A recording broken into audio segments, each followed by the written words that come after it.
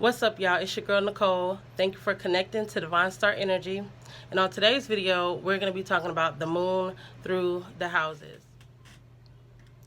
So if you have moon in your 7th house, you're going to be the type of person who you like to relate to other people based on how you both feel on an emotional level. So you like to connect with other people emotionally before you get into marriages or relationships. So you like to know exactly how somebody feels about you before you decide to get into a relationship with other people. And in relationships, you want to know exactly what the other person is feeling as well. You want somebody that is going to be expressive and open of their emotions. Like, it would be a major deal breaker for a moon in the 7th house to have an emotionally unavailable partner. Like, some people, like maybe moon in Capricorn or 10th house, they could probably deal with a partner that is not that emotionally expressive. But a moon in the 7th house person, that's going to be really important to you. You're going to want to connect on an emotional level to your partner. You're going to want them to be very expressive to you. And words of affirmation might be your love language. You might be the type of person who you want to be in a relationship more often than you want to be alone. Like, some people will be like, oh, I could just be by myself with some cats forever and that's fine. But a moon in the 7th house person is going to want to be in a relationship. Is going to want to have somebody else who they could share their life with and share their emotions with and share their ideas with and just share their whole experience with, because you're very sensitive to your partner's needs with moon in the 7th house. You know how they feel without them expressing how they feel. If they don't tell you how they feel, you already know. So when you ask what's going on with them and how they feel, you're asking from a place of just giving them the floor and just giving them the opportunity to express to you what's going on. But you already know with moon in the 7th house. You already know. But you ask just to let them know that you know something's going on.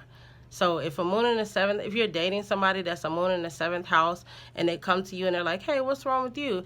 Don't give them some bullshit and say, oh, like, no, I'm good. Nothing's going on. We're all good. Like, no, they know what's up. And that's why they asked you in the first place.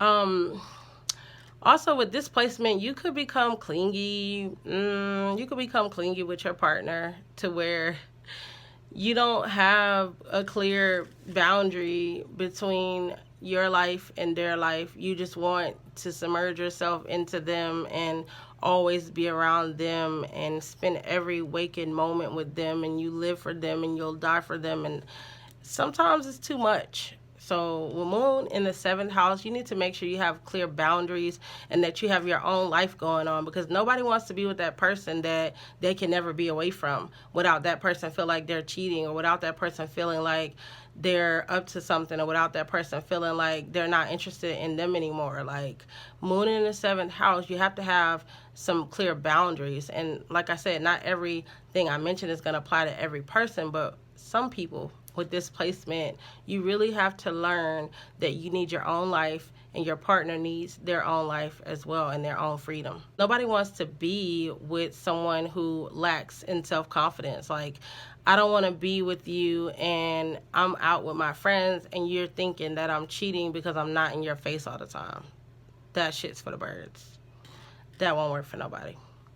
So the key word here with moon in the 7th house is finding balance.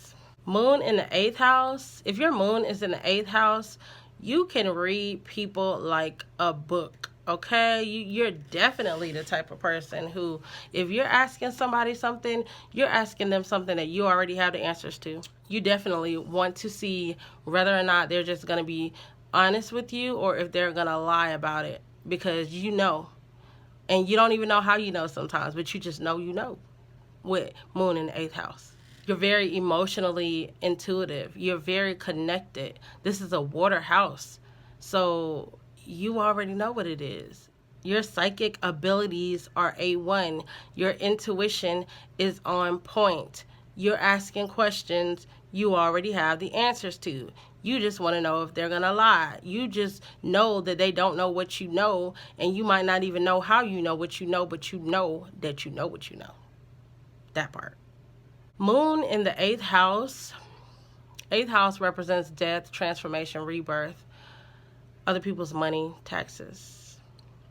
So with Moon in the 8th house, unfortunately, you could have lost a mother.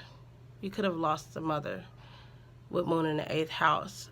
Or you could have felt some type of detachment from your mother with Moon in the 8th house. Or you could have been separated from your mother with Moon in the 8th house. And like I said, again, not going to apply to everybody, but some people have had these experiences. Moon is in the 8th house. You have a strong sexual expression, okay? Because the 8th house rules over sex. So you like to get it in when you like to get it in. And even if you're not getting it in with somebody else, you watching some pornos, you got you some toys, or you playing with yourself. But I ain't gonna tell nobody. It's our little secret, right? Because the 8th house is all about the secrets. So you, as an 8th house moon person, you know all about the secrets. You know everybody's secrets. You have your own secrets, but you won't tell nobody. You won't let nobody that close. You might have a friend that you tell a lot of secrets to, but it's nobody, I repeat it, it's nobody that knows everything about you. You have to build up your trust before you're allowing yourself to be emotionally vulnerable with other people. Not just anybody is able to ask you deep questions and get answers to it. You're very secretive when it comes to certain things. Like, you're very secretive when it comes to a lot of things, and you probably think about, like, when somebody asks you something that you consider personal, you probably think, like, why are they even asking me this? Like, I don't know them like that. Like, I'm definitely not about to tell them. And then you just find a way to change the subject or just not tell them the truth. You could be, you could be manipulative with this placement as well to, it's such a powerful, because the 8th house is about power. You could go through a lot of power struggles emotionally where you're either being emotionally manipulative to other people, or you're getting into relationships or situations with other people who are emotionally manipulative towards you. Moon in the 8th house, if somebody has sex with you, y'all have an emotional, okay. So some people are able to just have sex and then they move on and they not even think about the next person the next day. Moon in the 8th house, it's a transformation, okay? It's an emotional transformation when you have sex with somebody. Either they're going to be stuck on you or you're going to be stuck on them. You're going to have an emotional attachment forever.